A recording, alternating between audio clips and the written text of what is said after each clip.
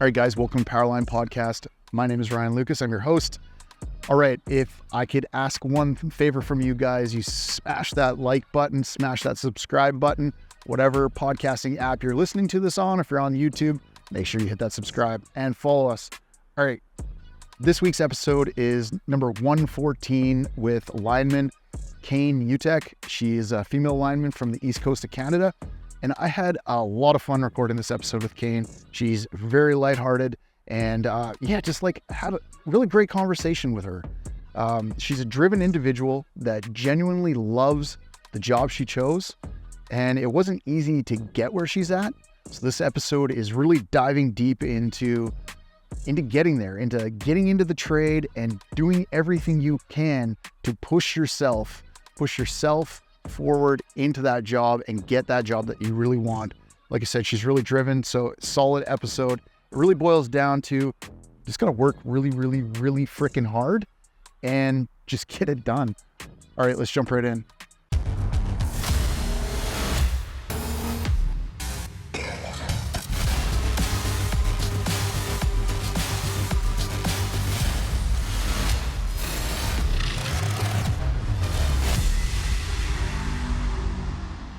Finally, Cain. I think we've been doing this back and forth thing for months. I think it was last year, actually. Yeah, last winter. So welcome to Powerline Podcast. I'm stoked to have you on. I'm stoked to have you on as a lineman now. That's true. Yeah, I reached out the first time you were still an apprentice. So it's even sweeter. I was studying then. Yeah. Welcome to the show. Glad to have you here. Yeah, thanks for having me again. All right, let's start from the beginning. Tell me a bit about where you grew up and what growing up was like and that sort of thing. Yeah, so I'm from Nova Scotia. I just grew up there, small family. What part of Nova Scotia? Halifax. Oh, so what's growing up in Halifax like? It was pretty rowdy, honestly. Yeah, it was, people are pretty feisty growing up there. So yeah, it was good. It was, it was a good experience, but definitely different. I've ventured to the East Coast a couple of times for work. Never really been there for any other reason but work. Newfoundland a couple times, Labrador a couple times, all of it. Churchill Falls. Spent a little time in Churchill Falls. Have you been up there? Yeah, I worked in Labrador too. Have you been up to Churchill Falls? Not Churchill Falls. I was by Muskrat and okay. Yeah. Not too fun, but explain that experience. What were you doing up there? I think anyone who's worked in Labrador who listens to this is probably laughing, knowing what working in Labrador is like. Super desolate. The bugs are the worst I've ever seen anywhere in the world. Like no amount of bug spray can save you. And yeah, I mean, you know what it's like there. Heck yeah. We got called, so I live in British Columbia, Canada, and I was doing some bear hand work at the time, and Churchill Falls, I think it was the whole operating plant, gave us a call because they needed some bear hand work done in their substation. And so we mounted up and we came all the way across Canada to go do this little small project. It only took a few days, but wow, it was like a jam-packed few days of all kinds of experiences. Like you said, bugs the size of horses with wings. Yeah. Yeah, it was intense, but it's kind of a cool experience too, in the same sense, something you don't really see every day. That sort of setup. 100%. Yeah. I remember we were driving in there from Newfoundland, and I was seeing all the people who were working outside wearing the full bug nets, and I was thinking, what did I get myself into here? Is there bees around here, or what's going on? Yeah, it was so bad. And I was in one of those camps, way off in the middle of nowhere, 2-hour, 3-hour drive just to get to a store, no cell service, nothing going on, right?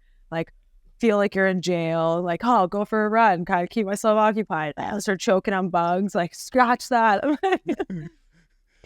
I don't think people fully realize how desolate it is and that there's actually people up there. and that, Right. you know, most of the East Coast of the United States is powered by that place as well. It's crazy. Yeah. They don't even think about it. It's true, because when you say you're from the East Coast in Canada, people are more like, ugh. Like, yeah, people live out there. There's still people there. Oh, weird. Yeah. Yeah, everyone's a newfie too. Like, you tell someone you're from anywhere in the East Coast, it's like, oh, you're a newfie. Like, there's other provinces out there. And all of those provinces get so mad when you say that. Yeah. I 100%. I get it too, and I'm like, I get it, and I'm West Coast as far as you can go. And they're like, oh, Newfoundland, eh? Or no, I'm like basically from Seattle. Yeah,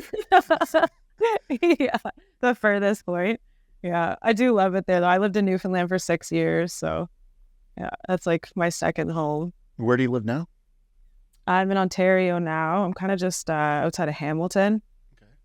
Yeah, I moved up here when I got offered my apprenticeship, so just kind of like packed my bag and left right away. Like, they called me on a Friday and asked if I could be here on a Monday, kind of thing. I was like, well, I'm in Nova Scotia, but I'll figure it out. Just commit. I love it. Yeah, I was like, I gotta go. I've been at a line school for like almost a year at that point, I think, and I was having a really hard time finding work. Like, all the major projects were kind of ramping down at that time. So, yeah, it was rough. It wasn't like it is right now. That's crazy. I don't think enough people like take that chance either. I talk about it quite a bit. Yeah. With like, just, you know, you got to take that opportunity when it arises. I've chatted about this with Ben Holmes quite a bit, because he did similar thing, like living in California, and just was at a Lineman rodeo or something like that, and met somebody from Texas that was like, hey, we got an opening in Texas, but you gotta show up on Monday. And this was like literally like Friday. He flies back to California, picks up his shit, drives all the way to Texas, and he's working. But how many people would do that, or how many people would just sleep on that sort of thing? It's crazy. It's true, right? I remember my college instructor. He was like old Ballard guy. He's always like, yeah, you gotta get off the Chesterfield and get out if you want to go out. I was like, all right, Alex. Yeah, it's true. Yeah, it's true. I mean, I kind of, once I finally got that call, I was like, all right, this is it. I gotta go. Like, I had applied to literally every company in Canada, like mom, pop, big company, everywhere. I was like, to the point where I was like, man, I don't know if I'm gonna find work. I was getting pretty close. I did the cell tower thing for a little while out of college. And yeah, finally. It's tough in Canada. It really is. It is, and I feel bad for kids, because they see this influence from the United States, and it seems like it should just be the same, right? Because like all the social media and all the everything's just coming out of the US. So it seems like it should be a little bit easier to just go like, find a hall to sign up on. Like, all of a sudden you're like working 3 days from now or a month from now, or even the line schools that, you know, you just don't have the access to the line schools, which give you that network and that you know, that open door, or can give that open door. They don't always give that open door, but they don't have that here as much. Like, we have a couple of good line schools. But yeah, it's so true. I know. I never really thought about it like that until you said it, how it's like so heavily influenced from the States. And even for me, when I was at a line school and people were like, oh, well, just go sign the books. I was like, that's not a thing in Canada. I'm like, what is this? Yeah, there's a couple books and that's it. Yeah. They don't work the same way. It's really difficult. Yeah, for sure. And like, I went to such a small school too, like in the middle of nowhere in central Newfoundland. So yeah, I mean, even that was hard. People were like, where was this? Where is this line school you went to? Right. And even then, like, I had applied to college in North Atlantic, and the wait list was almost 2 years at the point that I had applied, because there were so many, like Soldier's Pond and all those big projects were going on East. I think a lot of people were applying to, you know, get into Powerline. And yeah, like I couldn't get in. So I ended up going to the smaller school, which I had a really good experience there, honestly. Like, I learned a lot, and I'm really glad that I went there. So there was a lot of stuff going on, like union, non-union wise then as well, when those big projects were kicking off, because they were like union, but then they were just like signing project agreements. And then like what happens after that, when you got this like flood of hundreds of workers that all of a sudden want to stay in the trade, and where do That's they right. go? Like, where do you filter those people into? Yeah. Yeah, exactly. So it's like almost everyone I know from out there is working either in Ontario or out west, or, because once those dried up, like you said, then you have all these people who are unionized. It's like, where are you sending them? Yeah. Talk to me a bit about like how you even came across line work. Like when you got this in the family, or is it something you always kind of wanted to do, or how'd you find it? No, honestly, like I really didn't know anything. I didn't know anything about it so I worked on a lobster boat back in Nova Scotia. And when the season was done, I was going to do crab fishing in Newfoundland. So I moved to Newfoundland for that. In between that time, I got a construction job. I was kind of just doing like some flagging and some road work, stuff like that. And then they had me flagging for Newfoundland Power a lot. So I was kind of starting to watch the linemen there. Then they sent me out to the Maritime Link to go flag for Rockstad and PowerTel. So I was watching all the guys, flying around and climbing all over the towers. And at this point, I had signed up to, I was going to go be an iron worker. And once I saw that, I was like, screw this, I want to be a lineman. So I went and signed up at the college there for that instead, like talking to all the guys at Newfoundland Power about it. They were like, yeah, it's a really good trade. You can travel a lot, you can make a lot of money. Like, you're not from here, you probably want to move somewhere else. And yeah, just, it seemed like the right thing for me at the time to do, because I wanted to do something where like I could be physically active, but also kind of mentally stimulated. It's definitely the right job for that. Yeah. What, like, I'm curious, like, what drives you to make decisions like this? Like, think about iron work or line work or construction, just like as a female, for other females out there, like, what's that been like? Like, what drove you to make those choices, and what were conversations with other females like about what you're doing? Yeah. I guess honestly at the time I didn't really see too many other females in general that kind of I got to talk to about the trade or get to know like what I wanted to do in that sense. But I was, in and out of different kind of construction jobs. And once I started doing that, I realized like this is the kind of work that I like to do. And like I like to be physically active. So this is something I want to pursue. And I was fortunate enough, I guess, to have a lot of supportive guys around too, saying like, yeah, you can do it for sure. There's also a couple saying there's no way you're ever going to do this. Like, maybe distribution, but not transmission. Now I'm like, been in transmission the whole time. But yeah, I mean, I think I only worked around maybe one other girl during my work term, my co-op. And yeah, she was great. So Just got to work smarter, right? yeah, I mean, honestly, there's something that It's not hard to be smarter than the guy. yeah, there's something that guy Have to admit it. yeah, if they're listening. There's something that this guy in my apprenticeship class said to me, and it's like, honestly, it's stupid, and for some reason, it stuck with me so much when I was kind of struggling with, obviously, the strength aspect of stuff, like starting out in transmission at first. And he was like, you just got to do it.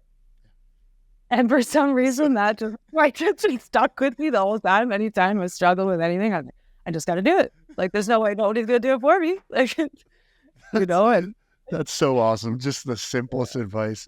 I think I've heard that before. Maybe it's a Makey slogan or something.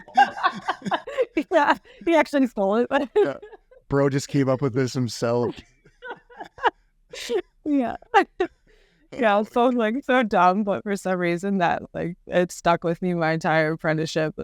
Like I was like, you know what? Yeah, you just gotta push yourself to do it. And yeah, at first definitely I had a hard time, like, but yeah, I mean you just have to find a way, right? Exactly. I remember when my kids were young, I had to move my ride-on lawnmower, and I just had like a transmission rack truck in my driveway, and big rack on it, and it was like had a flat deck but big rack on it, and that's the only thing I had. And I had to get this ride-on lawnmower up into the back of this truck. So I was like, okay, kids, I thought this was a teaching moment for my boys. Okay, boys, how am I going to get this thing into the back of the truck? Oh, you're just going to lift it, Dad. I'm like, no, I'm not going to lift this, you idiots. They're like 10 and 12 or 10 and Yeah, grab a side. yeah. I'm like, okay, but I'm going to show you a way that we can lift this thing. Anyway, I just rigged up. I had a couple of blocks in the back of the truck, a couple of skookum blocks and some rope and shit. So I just created a little like pulley system, rope block system, right? And I'm like, hey, you guys pull this up into the back of the truck. And they couldn't believe it. They're just like, they're pulling it. I just let them two pull this thing into the back of the truck. And I'm like, see what you can do. You just got to work a little bit smarter. You got to think about like rigging, and you can do anything. They're like, whoa. Yeah. But that's facts. Like if you can't figure it out, just figure it out. Like just do it. Exactly. Find a way to do it, right? Fact is, we got to get this done. Yeah, that's exactly right. And even, just kind of overcoming all of that, and just I find that helped me so much, is just kind of just focusing on what I had to do and putting everything else out of my mind. Like I got to get it done one way or another, right? So it's got to happen. That's it. It's just got to do it. It's got to do it. How did you get in? You said you went to a line school. Explain how you did get in finally. Yeah, so I had applied to the two line schools in Newfoundland, and then actually when I was working in Labrador, I got the call from the other line school saying I was accepted. So that was awesome. I ended up moving from St. John's to Central Newfoundland to go to that school, and it was a 9-month program, and then you do a work term unpaid with basically whatever company will take you. So it was good. Like we didn't have buckets or anything at the school. We did everything over hooks. Perfect. Yeah, it was great. Honestly, I had a really good experience there. I had a really great instructor and good people. I think all the guys in the school. It was, honestly, it was really good. They don't do it that way. They don't do it that way in the West. It's completely different out here. You have to basically get a job and like get sponsored by a company, and then you kind of like in the West, like in BC, they have this position called a trades trainee position. So it's like, I don't know if it's a similar out in the West or in the East, but it's like it's an opportunity for the company to vet you, and then you'd also vet the trade and see if it's something that you actually want to do, right? And then the company can get rid of you or choose to, if they have an apprenticeship opening, indenture you into the apprenticeship, right? That's pretty cool. Is that similar? Because actually when I got out of that school, I got contacted from BC Hydro about a pre-apprenticeship program. But I was like, man, I just finished school. Like I'm already, BC Hydro dabbles in like pre-apprenticeship. And that's similar. It's a similar thing. It's like their program for their TT position, I think. I think that's how it is. Yeah. BC Hydro's a good company to work for, though. Is it similar to like out there? I know like out east, once you get out of school, you're on your own. It's not like, okay, here's your job. You have to go, you have to go apply. Now they'll probably give you some hours from your school. Whereas if I would have got a job out east, they probably would have given me like a substantial amount of hours. Right. But here, because they didn't recognize my school, they were like, here's 200 hours from your line school. Yeah, you can't really out here, you can't really do line school while you're doing, you can't do it on the side while you're not working. You got to be working at the same time. So it's It's a little different. It's not like a lot of the other trades are like that. You can just like stack up your schools and get all your school out of the way. Up here, you have to do it in like 14-month sections. Yeah, that's how it was for me here too. Yeah, like every 2,000 hours, I'd go to school for 2 weeks. Yeah, yeah, neat. And what was it like? Let's see. What was it like coming out of school? You just finished that. What was the test like and all that? Explain.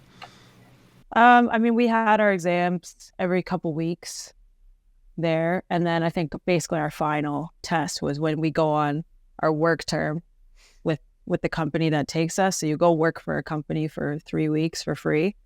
And then they'll say either, this person's shit and we wouldn't hire them, or we would hire them in the future if we had work. And then that's kind of like, you pass. And you had a job straight away when you came out? Mm-mm. No, it took me like a year and a half. And like I was applying. Yeah, I applied everywhere, like every single contractor, everywhere, every province. Oh, so this is to get your hours. Yeah. So when you come out of line school, out east, you'd come out, say, you're not a registered apprentice yet. That's just the background experience that you need for any company to hire you on. Yeah. Interesting. All right. Yeah. So it took you like a year and a half to find work with the company. Yeah. To find anything. And like, I was having a really hard time. And I was calling companies like every single day to the point where they're like, leave us alone. We're not okay. We're not hired. Stop calling us. You know, and then how many hours do you have to accumulate on the job? And what does that look like? Is that split up into certain hours doing certain things, or is it just you need 8,000? Yeah, I mean, yeah, you need 8,000, and then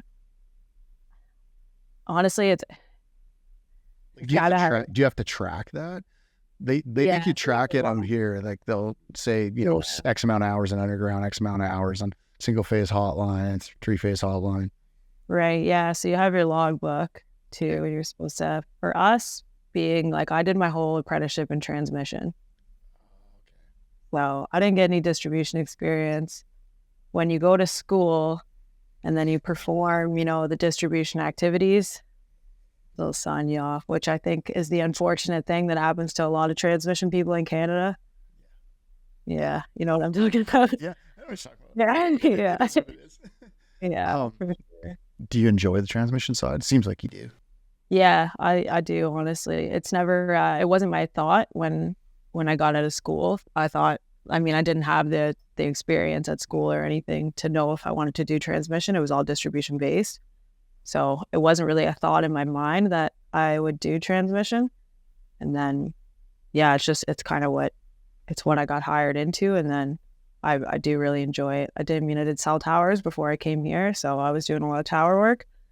And then, yeah, just kind of stuck with it now. And honestly, I do really enjoy transmission. I think it's pretty fun. So that's definitely the field that I like the most. I like switching it up every now and then and like dropping into distribution for a while or do a little bit of underground, just enough, just a taste. Yeah. not a lot. Yeah, not a lot. Transmission always had my heart, though. I loved it. I just liked I liked being out in the middle of nowhere. I liked to driving out into absolutely nowhere. I love those moments when you get to shut the trucks off and it's just like peaceful. It's quiet. Yeah. The sun's out and you're just like with your homies and it's just like up in the tower playing some music and we'll go on for sure. Yeah, it's a good time, definitely.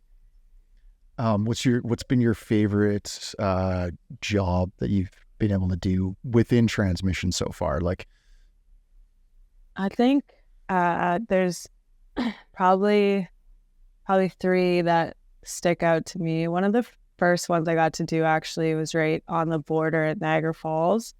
And it was like right where the bridge crosses, and we restrung all down the hydro dam. That was really cool.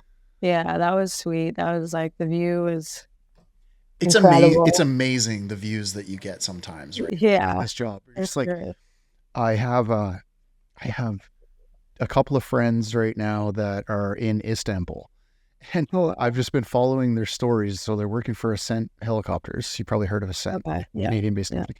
Ascent working in Istanbul right now, and they just got to go and change. I believe they're like changing spacer dampers or doing some work. But anyway, they're in a spacer cart on the crossing between Europe and Asia, because Istanbul is right. Like Istanbul's on the border, right? Part of it is, half of it's in Asia and half of it's in Europe. And they're literally crossing the strait and crossing continents in a spacer cart. And the view is epic, and they're flying around in helicopters and just like filming it. And it's so just like pinch yourself sometimes. Like, I'm just a lineman here. And I'm like, that's the kind of stuff in transmission. I feel like sometimes you're like, this is wild. I can't believe I get to do this. Like, we did some job was all the towers were right on the beach on Lake Ontario. And that was like, so cool too. Just every day, like watching the sunrise on the beach, going up the tower, like just so nice. And I find So that people are always just like, when they see you, yeah, just like, what are these people? I didn't know, like, yeah, what are yeah. they doing up there? Yeah, Right. When we were doing that job on the beach, it was the middle of winter, and these people were swimming in the lake, like in Lake Ontario, like freezing, like every day, and they're looking up at us like, "You guys are nuts. You guys are crazy. Okay, you're crazy. You're swimming in the lake in the middle of the winter, like it's -30." Canadians, man, they're built different. Yeah, they're like, "Oh yeah, I wouldn't go up there." Like, Yeah, that's funny. Hey, like you got all these people in you down south doing all these ice baths lately and things like that. But us Canadians are just like, yeah, whatever. That's a Tuesday in August for us. yeah. I know, right? Yeah, yeah. Winters aren't the funnest for sure. Describe a little bit about what crew dynamics has been like for you, and if there's anything interesting or any advice you like to share with anybody. One of my first foremen here, this is kind of a funny story. He I guess he was like kind of notorious for thinking women shouldn't be in the trade kind of thing. He's like the old boy. Yeah. So when I was getting sent to him, everybody was laughing like, oh, like good luck. Like they're like doing this on purpose for sure. I was in the yard one day, my heat shield fell off the bottom of my truck. I was underneath, like just trying to back up, trying to fix it. This guy walks over. He's like, "Hey, you should get your dad or your man to do that." And I come out from under my truck. I was like, "I don't have a dad, now I don't have a man, so you can, you can get the fuck out of here," basically. And everyone starts laughing. They're like, "That's your new foreman." I'm having words with them. I'm like going into work the next day, like, "Oh, I'm mad. I gotta, how is this gonna go?" Basically. And then after a week of working for him, he's like, "Oh, like you kind of changed my mind about women in the trade, honestly. Like, I didn't think it was going to be like this." Like, now he calls me his daughter. Like, like guys in the yard, he's like, "Get away from my daughter. Like, leave her alone." Like, That's freaking so cool that you were able to do that, though. Yeah. Like, we're super close now, like good friends. So, yeah, it was good, honestly. And I worked for him almost most of my apprenticeship for at least 3 years of it. So, it was really good. He taught me a lot, and it was just a funny way of meeting each other at first. I've met a lot of those type of guys, and I just like probably 99.9% of them have never worked with a female in that aspect of the job, like in actual line work position. So they just get this like preconceived thoughts in their head of how, like they build up this story in their head of how it's just going to be horrible working in the trade. And I just think it couldn't be better. Like, I think it's great. There's such a need for linemen in this world. Like, there's such a shortage and such a need for it. Like, I work for Quanta Services, and we have a huge constant drive for recruiting good quality workers, and they just they don't exist. They exist, but just not enough of them exist, right? Yeah. And I don't think knocking people down and putting people down and telling them you can't do this sort of stuff when it's clear they can. There's a position for everybody. Yeah, it's true. And you know what? At the same time, and I'm sure like most women in the trade would agree with this, the more that there's been men saying, "Oh, no, you're not going to make it," the more we're like, "All right, we'll see about that." Exactly. Kind of the drive that pushes you, right? Even now, like now that I got my journeyman, I've still like ran into some guys. They're like, "Oh, you're still here." Yeah. How much of that is shit talk and how much of that is actually serious? Yeah. Because I ask the fellas that sometimes too. Oh yeah, for sure. I'll just say, "Who are you?" Oh, coach let you on, eh? Good job. Yeah. You made the roster. Yeah, I made the roster. So like you just explained a little piece of like how it seems like you manage these sorts of scenarios and like managing the stereotypes and things like that. What's your advice for people just head on into it? Don't take any shit? Like, what's your advice? Yeah, for sure. It just, it's easy to get kind of like insecure and beat down sometimes by stuff like that, but you just like got to keep reminding yourself of why you started and why you want to be there. And honestly, like, man or woman, if you're motivated and you want to learn and you're showing that you want to be there, people are going to give you the time of day. Then that doesn't matter if you're a guy or a girl. How have you found the other side of it, from like the other perspective of getting the help that you need? Like, do you feel like there is opportunity for anybody in this trade, and is there the help out there now and assistance when you need it? Like, that sort of, is there just the support? Yeah, I feel like from when I started in the trade and was like just even looking to get into the trade to now, I feel like there's a lot more resources and a lot more, contacts and people to just, I think it's a lot more help now than there was, for sure. Especially as I think even a female trying to get into the trade, I think you're starting to see a lot more women in the trade. Totally. And yeah, it's actually really cool to see. Yeah, definitely. It's awesome. Yeah. What does good leadership look like to you? Someone who's patient, I think, for sure. Do you have an example of somebody you've worked for that was, maybe give 2 examples, someone that was demonstrating bad leadership and someone that's demonstrating good leadership? You don't have to give names. Yeah. Or maybe you want to. Yeah. I don't know. I think just having someone who's calm and, patient in a situation like that, whether you're struggling with something, or you want to ask, for example, you want to ask a question and you have a patient leader, as opposed to someone who's, you ask me that again, like, smack you upside the head, then you don't want to ask anything. And then you're not going to get better, because you're just going to be, kind of shy about it, right? Like, I can even think of, there was a time where something was going on and I got a little nervous about it, and I wasn't too sure what the outcome was going to be. And if it was my usual foreman who would have been there, I probably wouldn't have said anything because of the backlash that I thought that was going to come from it.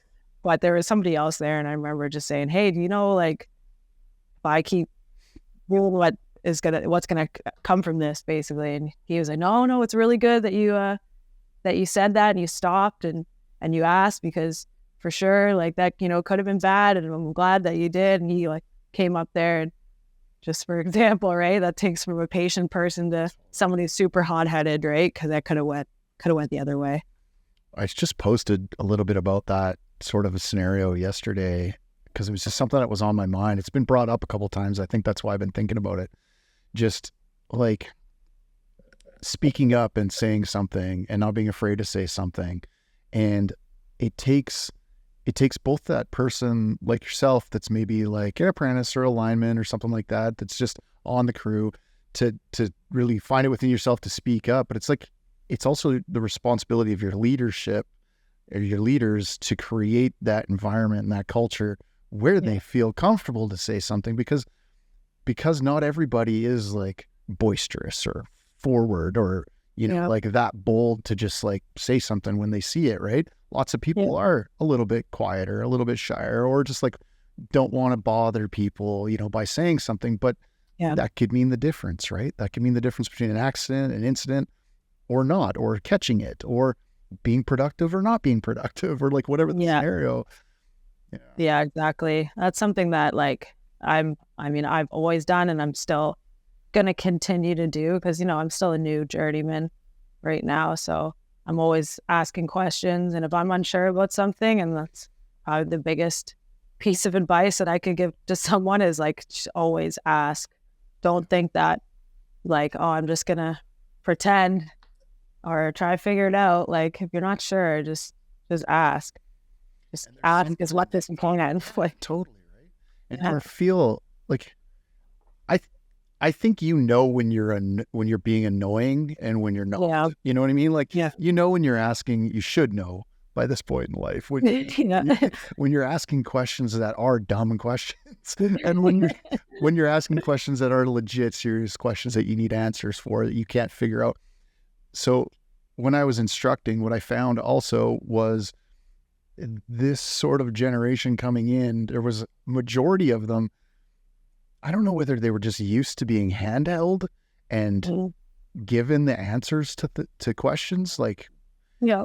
without trying to figure it out themselves. But it seemed like there was a majority of them, just like they would keep coming to you and asking you this, oh, how do I do this? Show me how you do this. Show me that. I'm like, go try it yourself 5 times. See if you can figure it out.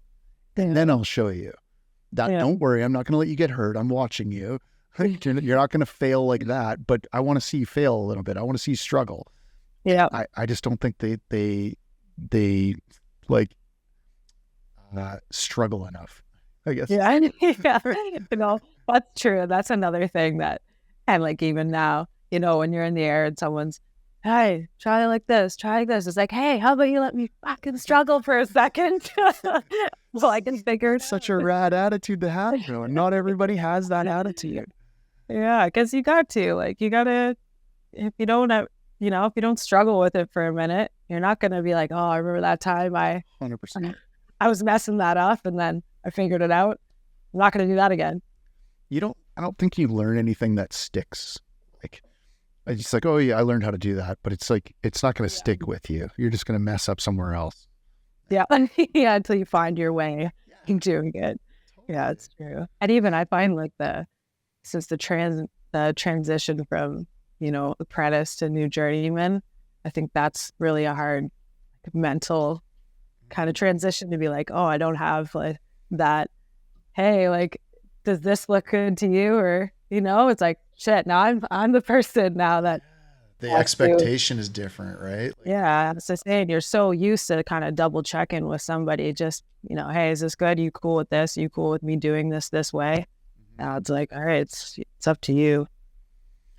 That actually brings up a good point. I just remembered how when I topped out and became a journeyman, I was working for my father at the time. So, working for your father in a smaller company, it's expected of you to just like walk right into a leadership position. So now all of a sudden it's because, you're trusted, you're stuck around, you've been around the longest, that sort of stuff. Yeah. So it's like, oh, here's, like immediately, here's a couple apprentices, go out and do something else. They're looking at like literally like it's the difference of a week. Like a week ago, I was a green hat, like apprentice. And now a week later, I'm the guy that's like, so that's a great point but you got to be humble enough to still go back to those. Yeah. I always did that. I always had this, I tried to position myself around those apprentices that were like super smart guys too. And I could like, I knew that, this guy's really good at operating equipment. This guy's really good at like math or whatever. I was using them and their skills. I'm like, oh, what do you think? Yeah. That's such a good like leadership point too, though, when you're asking about what like a good leadership quality is, kind of realizing what people are good at and what maybe they enjoy doing. 100%. Yeah, for sure. I think that's probably the most important part of being a leader is recognizing the skill sets of your crew and putting your crew in positions, like putting them individually in positions where they can succeed. Because if they're succeeding, if they're doing a good job, it's going to make you look good. It's going to make the project look good. But if you're putting the whole morale up too, when you feel like when you're doing good, you're feeling good. When you're feeling good, everyone in your crew is feeling good. And that can all start with like making that decision to, like, if you're putting them in a position where they're not liking the job that they're doing, they're struggling like too hard. They're not, where you could just take them and put them in the thing that they're good at. And the whole morale changes. Yeah, exactly. Right. That's one thing that they've had me a little involved in kind of recruiting and hiring a bit lately. I'm the union rep as well. And it's one thing I kind of was saying to newer apprentices is like, if you're not happy with something or you want to try different work or you feel like you're not getting, like, speak up. It's your apprenticeship and they're going to put you wherever they want to put you, unless you know, if you say something, yeah, it might not go your way. They might tell you to add along too, but you're never going to know until you try. Like, it's your apprenticeship. You got to take a hold of it and get what you can get out of it. That's a good point. They work for you, especially on the union side. And, you know, like those union representatives are elected representatives. Like they work for you. So, but again, you can't like, you know, say things that are ridiculous, you know, ask questions that are keep being nagging. Like they're going to point you out. They're going to, like you just said, shoot you down and be like, no, this guy again. Yeah, it's true. Yeah. You legit build relationship with them. That's another thing that I don't think enough people do is build relationships with people like that like from the field to, you know, just calling them and checking in and just talking to them like a normal, you know, building a bit of a relationship first so that it's not so difficult when you need something to go and ask for it. Yeah, it's a good point. That's true. Do you do much for setting goals? Yeah, for sure. I mean, I just completed my 5-year one now with getting my journeyman. So now I'm kind of wondering what the next one is, definitely. But as of now, that was my biggest one from, you know, getting out of school and finishing my apprenticeship. What do you think's next? I mean, it's hard to say because I'm not from here, so I don't really have I mean, the world's my oyster at this point. Would you like to try taking this job like elsewhere in the world? Yeah, for sure. I mean, I'm definitely open to any opportunities that I think would, you know, be good for my future. They're hiring in New Zealand. I saw that. So they're doing a lot of hiring in Australia too. Yeah. I spent almost a year in Australia a long time ago, and I thought about it every day for like the next 15 years. It was such an amazing place to go. I imagine New Zealand's very similar. Yeah, for sure. It actually looks like a backwards Nova Scotia, I noticed. So yeah. Upside down. Upside down. My brother mentioned that he's working there. What do you do for like for mental health? I've been talking a lot about mental health lately in the industry, in the trade, and just in general. Is it something that you deal with a bit, or do you do things to like just, you know, blow off steam, things like that? Yeah, 100%. I started going to the gym probably this last year, and honestly, that's helped with my mental health like immensely. Like I wish I would have started sooner, because it's just such a good way to get your anxiety gone, depression, everything. Like I struggled with that a lot, and I had a dog for 12 years who passed away last year, and that definitely took a big toll on my mental health, and, you know, it was affecting my work and stuff. And that's why I started going to the gym. And yeah, it's really, really helped for sure. It's just another, you know, way to not cope in a more poor manner. Yeah, totally. Yeah, I find the same. It's definitely like you can put those headphones on and like just kind of disappear into your head for a minute, and like it's a good way to like filter and clear out thoughts or get creative, or, you know, and getting healthy at the same time, right? Yeah, for sure. Yeah. So things that you do to keep fit, is there any tips, advice on like what got you into the gym in the beginning? Is there anything specific that you do?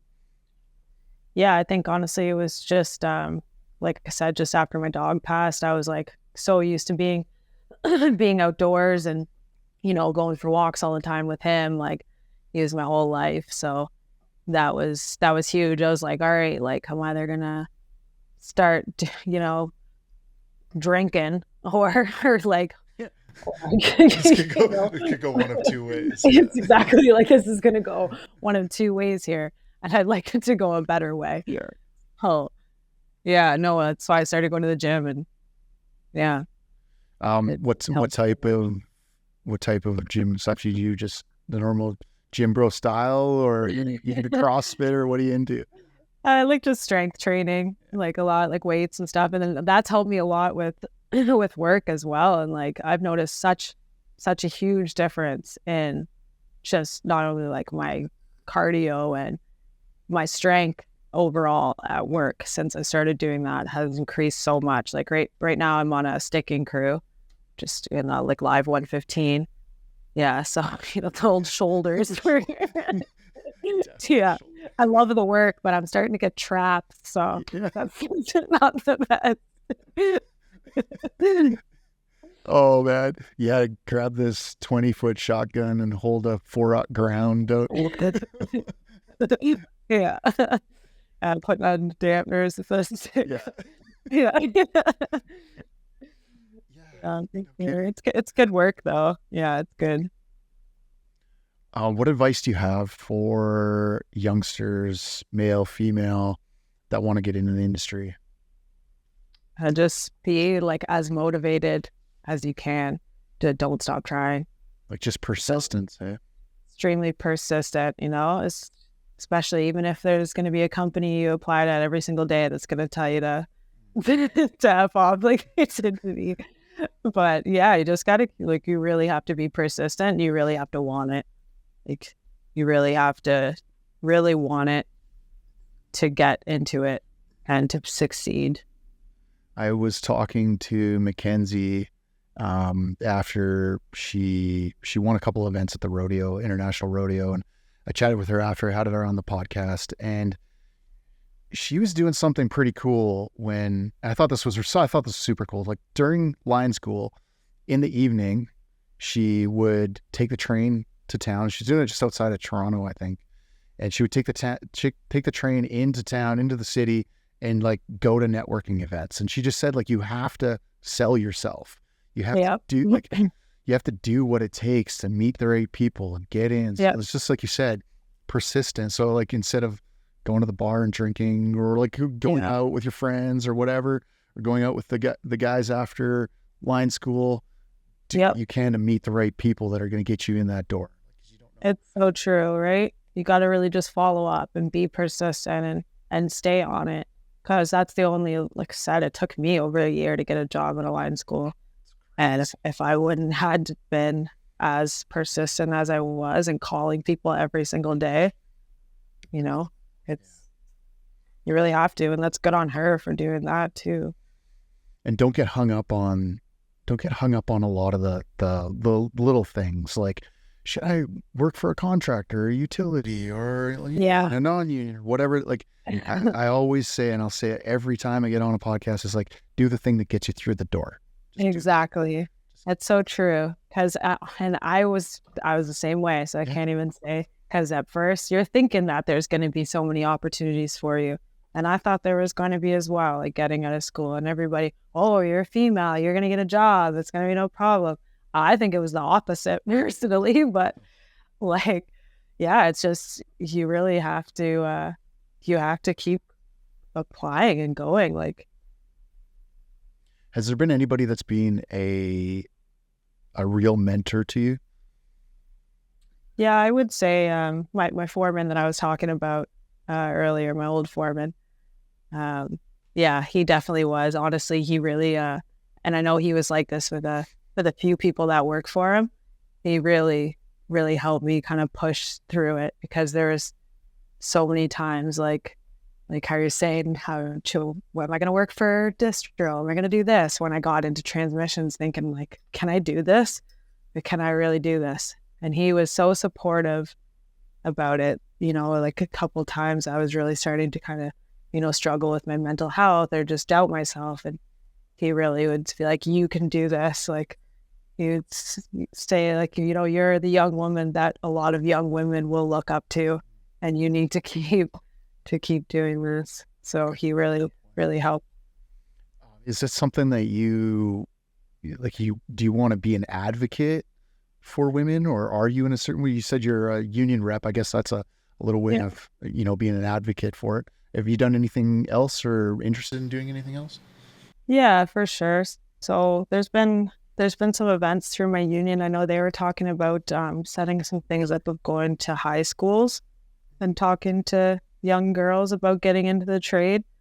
That's something I'd definitely be interested in, because I mean, not only as a female in the trade, like maybe sometimes when you think of a female in the trade, you don't picture them as being like, you know, too feminine. I think I even heard Mackenzie say something like this before too, which is so true. Like, you know, I would like to show other young girls that you can be in the trade and you can still be a woman.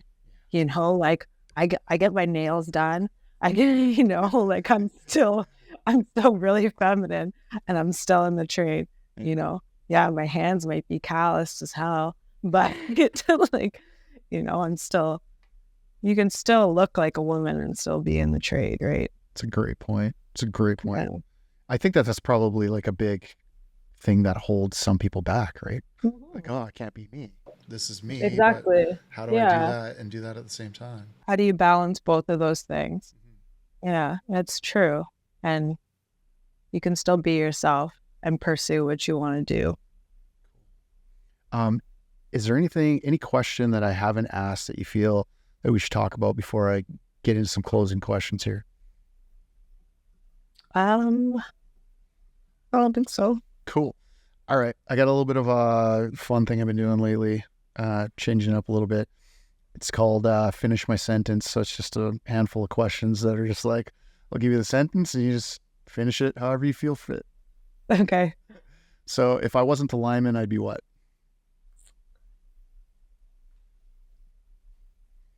What's the dream job?